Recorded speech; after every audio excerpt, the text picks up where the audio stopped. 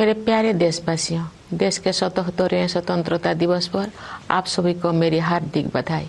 ये दिन हम सब के लिए गौरवपूर्ण और पावन है। चारों ओर उत्सव का वातावरण देखकर मुझे बहुत प्रसन्नता हो रही है।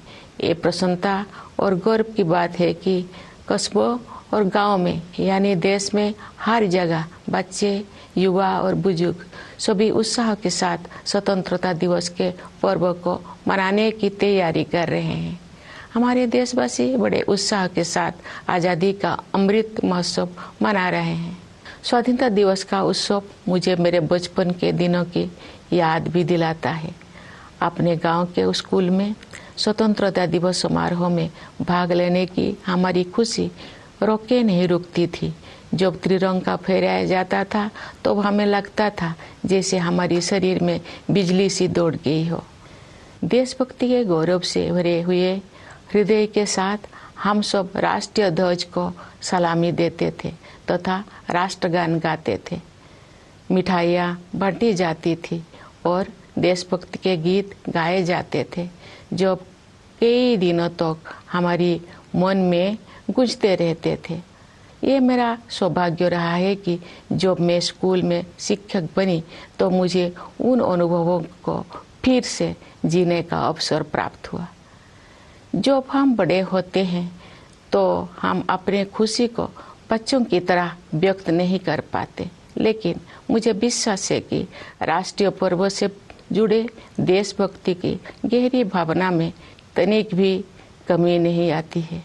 स्वतंत्रता दिवस हमें ये याद दिलाता है कि हम केवल एक व्यक्ति ही नहीं है, बल्कि हम एक ऐसे महान जन समुदाय का हिस्सा है जो अपनी तरह का सबसे बड़ा और जीवंत समुदाय है। ये विश्व के सबसे बड़े लोकतंत्र के नागरिकों का समुदाय है। जब हम स्वतंत्रता दिवस समारोह मनाते हैं तो वास्तव में हम एक महान लोकतंत्र के नागरिक होने का उत्सव भी मनाते हैं। हमें हर एक की अलग अलग पहचान है।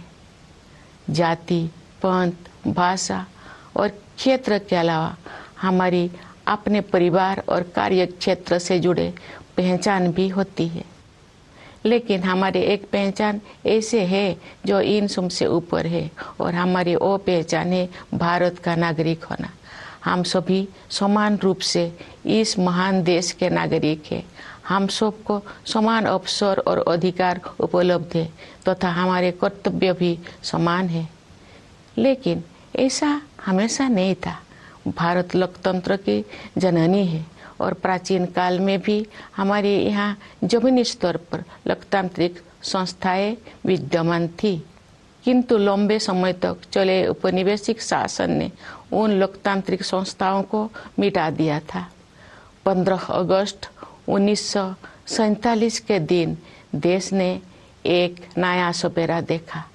उस दिन हमने विदेशी शासन से तो आज़ादी हासिल की है, हमने अपनी नियति का निर्माण करने की स्वतंत्रता भी प्राप्त की।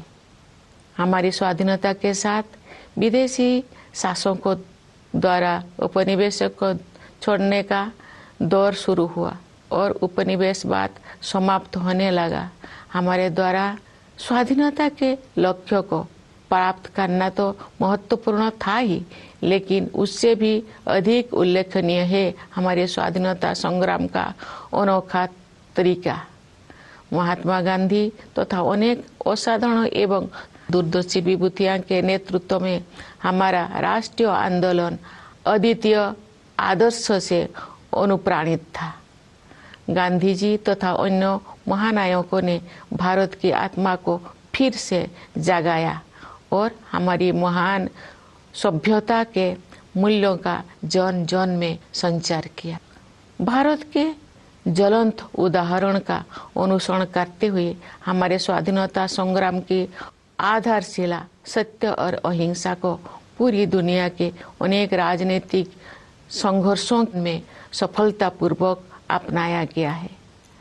स्वतंत्रता दिवस की पूर्व संध्या पर मैं भारत के नागरिकों के साथ एकजुट होकर सभी ज्ञात और अज्ञात स्वतंत्रता सेनानियों को कृतज्ञतापूर्वक श्रद्धांजलि अर्पित करती हूँ। उनके असंख्य बलिदानों से भारत ने विश्व समुदाय में अपना स्वाभिमानपूर्ण स्थान फिर से प्राप्त किया।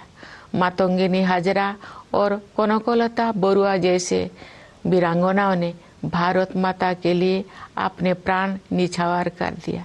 माँ कस्तूरबा राष्ट्रपिता महात्मा गांधी के साथ कदम से कदम मिलाकर सत्याग्रह के मार्ग पर चलती रही।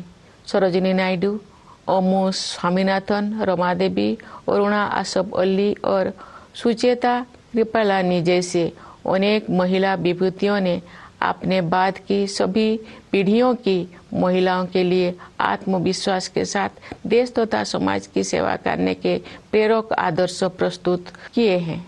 आज महिलाएं विकास और देश सेवा के हर क्षेत्र में बढ़ चढ़कर योगदान दे रही हैं तथा राष्ट्र का गौरव बढ़ा रहे हैं। आज हमारी महिलाओं ने ऐसे अनेक क्षेत्रों में अपना विशेष स्थान बना लिया है जिनमें कुछ दशकों को पहले उनकी भागीदारी की कल्पना भी नहीं की जा सकती थी। मुझे ये देखकर प्रसन्नता होती है कि हमारे देश में महिलाओं के आर्थिक सशक्तिकरण पर विशेष ध्यान दिया जा रहा है। आर्थिक सशक्तिकरण से परिवार और समाज में महिलाओं की स्थिति मजबूत होती है। मैं सभी देशवासियों से आग्रह करती हूँ कि वे महिला सशक्तिकरण को प्राथमिकता दें। मैं चाहूँगी कि हमारी बहनें और बेटियाँ साहस के साथ हर तरह की चुनौतियों का सामना करें और जीवन में आगे बढ़े। महिलाओं का विकास स्वाधीनता संग्राम के आदर्श में शामिल है। प्यारे देशवासियों, स्वतंत्रता दिवस हमारे लिए अपने इतिहास से पुनः जुड़ने का अवसर होता है। ये हमारे वर्तमान का आकलन करने और भविष्य की राह बनाने के बारे में चिंतन करने का अवसर भी है। आज हम देख रहे हैं कि भारत ने न केवल विश्व मंच पर अपना यथाचित स्थान बनाया है, बल्कि अंतर्राष्ट्रीय व्यवस्था में अपनी प्रतिष्ठा को बढ़ाया भी है। अपनी यात्राओं और प्रवासी भारतीयों के साथ बातचीत के दौरान मैंने अपने देश के प्रति उनमें एक नया विश्वास तथा गौरव का भाव देखा है। भारत पूरी दुनिया में विकास के लक्ष्यों और मानवीय सहयोग को बढ़ावा देने में महत्वपूर्ण भूमिका निभा रहा है। भारत ने अंतर्राष्ट्रीय मंच पर अग्रणी स्थान बनाया है तथा G20 देशों की अध्यक्षता का दायित्व भी संभाला है। चूंकि G20 समूह दुनिया की 2/3 जनसंख्या का प्रतिनिधित्व करता है, इसलिए ये हमारे लिए वैश्विक प्राथमिकताओं को सही दिशा में ले जाने का एक अद्वितीय अवसर है। G20 की अध्यक्षता के माध्यम से भारत व्यापार और वित्त के क्षेत्र में हो रही निर्णयों को न्याय संगत प्रगति की ओर ले जाने में प्रयासरत है। व्यापार और वित्त के अलावा मानव विकास से जुड़े विषय भी कार्यसूची में शामिल किए गए हैं। ऐसे कई मुद्दे जो पूरे मानवता के लिए महत्वपूर्ण है और किसी भौगोलिक सीमा से बंधे हुए नहीं है। मुझे विश्वास है कि भारत के प्रभावी नेतृत्व के साथ G20 के सदस्य देश उन मोर्चों पर उपयोगी कार्रवाई को आगे बढ़ाएंगे। भारत की G20 की अध्यक्षता में एक नई बात यह है कि डिप्लोमेसी को जमीन से जोड़ा गया है। एक अंतर्राष्ट्रीय राजनयिक गतिविधि में लोगों की भागीदारी को प्रोत्साहित करने के लिए अपनी तरह का पहला अभियान चलाया गया है। उदाहरण के लिए ये देखकर मुझे अच्छा लगा कि स्कूलों और कॉलेजों में G20 से जुड़े विषयों पर आयोजित की जा रही गतिविधियों में विद्यार्थी उत्साहपूर्वक भाग ले रहे हैं।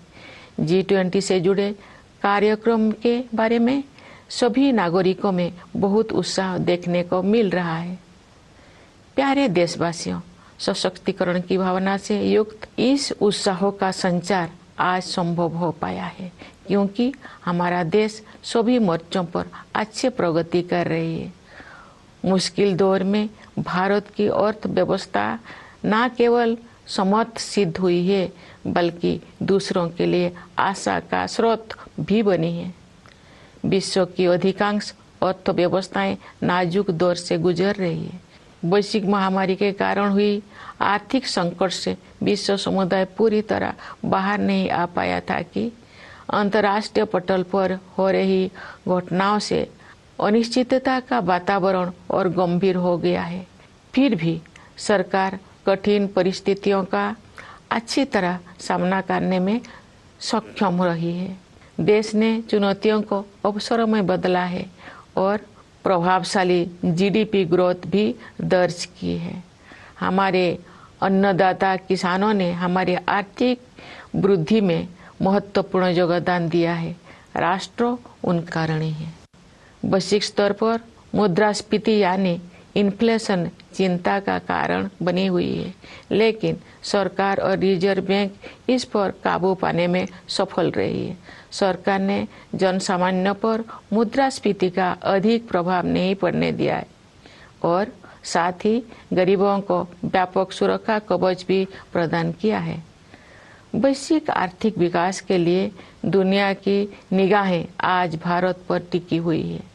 आज भारत विश्व की 5वीं सबसे बड़ी अर्थव्यवस्था बन गया है। विश्व में सबसे तेजी से बढ़ रही बड़ी अर्थव्यवस्था के रूप में भारत विश्व की 3री सबसे बड़ी अर्थव्यवस्था बनने की ओर अग्रसर है। हमारी आर्थिक प्रगति की इस यात्रा में समावेशी विकास पर जोर दिया जा रहा है। निरंतर हो रही आर्थिक प्रगति के 2 प्रमुख आयाम हैं। एक और व्यवसाय करना आसान बनाकर और रोजगार के अवसर पैदा करके उद्यमशीलता की संस्कृति को बढ़ावा दिया जा रहा है। दूसरे ओर जरूरतमंदों की सहायता के लिए विभिन्न क्षेत्रों में पहल की गई है तथा व्यापक स्तर पर कल्याणकारी कार्यक्रम चलाया जा रहे हैं। वंचितों को वरीयता प्रदान करना हमारी नीतियों और कार्य के केंद्र में रहता है। परिणाम स्वरूप पिछले दशक में बड़ी संख्या में लोगों को गरीबी से बाहर निकलना संभव हो पाया है। इसी प्रकार आदिवासियों की स्थिति में सुधार लाने और उन्हें प्रगति की यात्रा में शामिल करने हेतु विशेष कार्यक्रम चलाया जा रहा है। मैं अपने आदिवासी भाई बहनों से अपील करती हूँ कि आप सब अपने परंपराओं को समृद्ध करते हुए आधुनिकता को अपनाएं। मुझे ये जानकर खुशी हुई है कि आर्थिक विकास के साथ साथ मानव विकास संबंधी सरकारों को भी उच्च प्राथमिकता दी जा रही है। मैं एक शिक्षक रही हूँ, इस नाते भी मैंने ये समझा है कि शिक्षा सामाजिक सशक्तिकरण का सबसे प्रभावी माध्यम है। वर्ष 2020 की राष्ट्रीय शिक्षा नीति से बदलाव आना शुरू हो गया है। विभिन्न स्तरों पर विद्यार्थियों और शिक्षाविदों के साथ मेरी बातचीत से मुझे ज्ञात हुआ है कि अध्ययन की प्रक्रिया अधिक फ्लेक्सिबल हो गया है। इस दूरदर्शी नीति का एक प्रमुख उद्देश्य प्राचीन मूल्यों को आधुनिक कौशल के साथ जोड़ना है। इससे आने वाले वर्षों में शिक्षा के क्षेत्र में अभूतपूर्व परिवर्तन होंगे और परिणाम स्वरूप देश में एक बहुत बड़ा बदलाव दिखाई देगा। भारत की प्रगति को देशवासियों, विशेषकर युवा पीढ़ी के सपनों से शक्ति मिलती है। विकास के अनंत संभावनाएं देशवासियों की प्रतीक्षा कर रही है। स्टार्टअप से लेकर खेलकूद तक हमारे युवाओं ने उत्कृष्टता के नई आसमानों की उड़ान भरी है। आज के नई भारत की महत्वाकांक्षाओं के नई क्षितिज असीम है। भारतीय अंतरिक्ष अनुसंधान संगठन नई ऊंचाई को छू रहा है और उत्कृष्टता के नए आयाम स्थापित कर रहा है।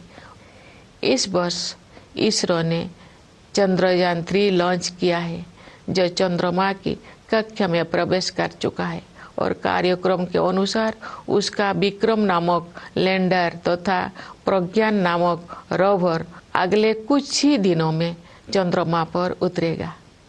हम सभी के लिए वो गौरव का क्षण होगा और मुझे भी उस पल का इंतजार है। चंद्रमा का अभियान अंतरिक्ष के हमारे भावी कार्यक्रम के लिए केवल एक सीढ़ी है। हमें बहुत आगे जाना है। अंतरिक्ष अभियान में ही नहीं बल्कि धरती पर भी हमारे वैज्ञानिक और टेक्नोलॉजिस्ट देश का नाम रोशन कर रहे हैं। अनुसंधान, नवाचार तथा उद्यमशीलता को बढ़ावा देने के लिए अगले 5 वर्षों में 50,000 करोड़ रुपये की राशि के साथ सरकार द्वारा अनुसंधान नेशनल रिसर्च फाउंडेशन स्थापित किया जा रहा है। ये फाउंडेशन हमारी कॉलेजों, विश्वविद्यालयों और अनुसंधान केंद्रों में रिसर्च एवं डेवलपमेंट को आधार प्रदान करेगा, उन्हें विकसित करेगा तथा आगे ले जाएगा। प्यारे देशवासियों, ज्ञान विज्ञान में उत्कृष्टता प्राप्त करना ही हमारा लक्ष्य नहीं है, बल्कि हमारे लिए ये मानवता के विकास के साधन है। एक क्षेत्र जिस पर पूरे विश्व के वैज्ञानिकों और नीति निर्माताओं को और अधिक तत्परता से ध्यान देना चाहिए, वो है जलवायु परिवर्तन। हाल के वर्षों में बड़ी संख्या में एक्सट्रीम वेदर इवेंट्स हुई है। देश के कुछ हिस्सों में असाधारण बाढ़ का सामना करना पड़ा है, कुछ स्थान सूखे की मार झेलते हैं। इन सब का एक प्रमुख कारण ग्लोबल वार्मिंग को भी माना जाता है। अतः पर्यावरण के हित में स्थानीय, राष्ट्रीय तथा वैश्विक स्तर पर प्रयास करना अनिवार्य है। इस संदर्भ में ये उल्लेखनीय है कि रिन्यूएबल एनर्जी के क्षेत्र में हमने अभूतपूर्व लक्ष्यों को प्राप्त किया है। अंतर्राष्ट्रीय सौर ऊर्जा अभियान को भारत ने नेतृत्व प्रदान किया है। अंतर्राष्ट्रीय प्रतिबद्धताओं को पूरा करने में हमारा देश अग्रणी भूमिका निभा रहा है। विश्व समुदाय को हमने लाइफ यानी लाइफस्टाइल फॉर एनवायरनमेंट का मंत्र दिया है। प्यारे देशवासियों, असामान्य मौसम की घटनाएं सभी पर असर डालती है, लेकिन गरीब और वंचित वर्गों के लोगों पर उनका और अधिक प्रभाव पड़ता है। शहरों और पहाड़ों क्षेत्रों के जलवायु परिवर्तन की स्थितियों का सामना करने के लिए विशेष रूप से सक्षम बनाने की आवश्यकता है।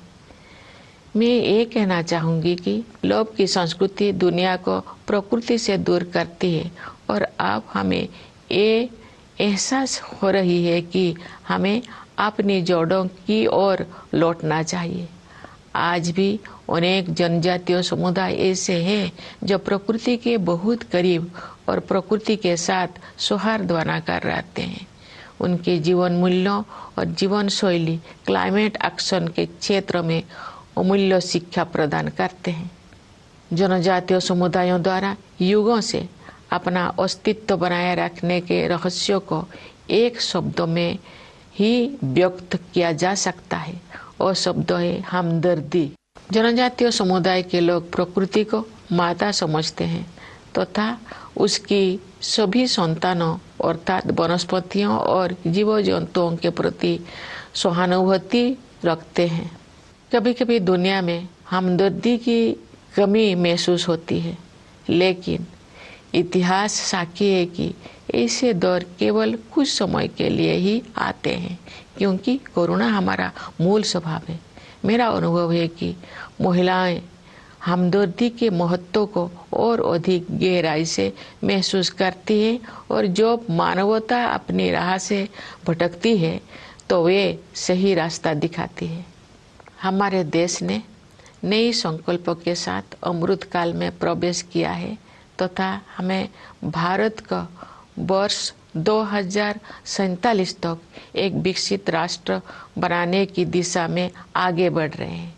आइए हम सभी अपने संवैधानिक मूल कर्तव्यों को निभाने का संकल्प लें तथा व्यक्तिगत और सामूहिक गतिविधियों के सभी क्षेत्रों में उत्कृष्ट की ओर आगे बढ़ने का सतत प्रयास करें, ताकि हमारा देश निरंतर उन्नति करते हुए कर्मठता तथा उपलब्धियों की नई ऊंचाइयां हासिल करे। प्यारे देशवासियों, हमारा संविधान हमारा मार्गदर्शक दस्तावेज है। संविधान की प्रस्तावना में हमारे स्वाधीनता संग्राम के आदर्श समाहित है। आइए हम अपने राष्ट्र निर्माताओं के सपनों को साकार करने के लिए सद्भाव और भाईचारे की भावना के साथ आगे बढ़े। स्वतंत्रता दिवस की पूर्व संध्या पर मैं पुनः आप सबको विशेष रूप से सीमाओं की रक्षा करने वाले सेना के जवानों, अंतरिक्ष सुरक्षा प्रदान करने वाले सभी बलों एवं पुलिस के जवानों तथा दुनिया के विभिन्न हिस्सों में रहने वाले प्रवासी भारतीयों को बधाई देती हूँ। सभी प्यारे देशवासियों को बहुत बहुत शुभकामनाएं। धन्यवाद। जय हिंद, जय भारत।